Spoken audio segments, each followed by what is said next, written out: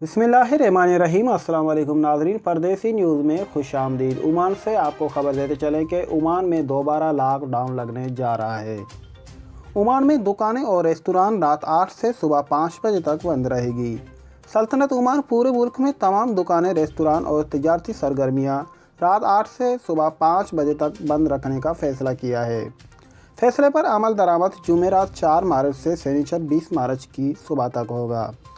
Omani खबरसां इदारे के मुताबिक बंदिश का फ़ैसला रेस्तरां, कहवाखाना, होम डिलीवरी सर्विस पर भी होगा। पाबंदी से पेट्रोल स्टेशन, हिस्पताल, हेल्थ सेंटर और निजी फार्मेसियाँ मुस्तना होंगी। सल्तनत ओमान ने दूसरे फैसला ये किया है कि इतवार 7 मार्च से जुम्मरात 11 मार्च तक तमाम सरकारी स्कूलों में तालीम ऑनलाइन होगी।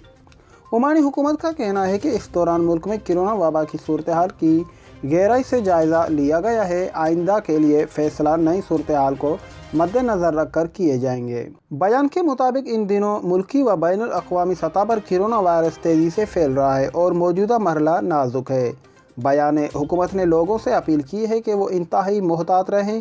फैमिली के तमाम अफराद वायरस से बचाव के लिए मुकर्ररा हिफाजती तदाबीर की सख्ती से पाबंदी करें और मेल जोल जो है कम करें। पूरी दुनिया में ये बात साबित हो चुकी है कि मेल जोल से कोरोना वायरस बड़े पैमाने पर फैल रहा है। तो आज की ओमान की यही न्यूज़ थी। ओमान में दोबारा जो है वो लॉकडाउन लगने जा रहा है। जुमेरात 4 मार्च से शनिचर 20 मार्च तक जो है वो मुसलसल रहेगा, रात 8 से सुबह 5 बजे तक।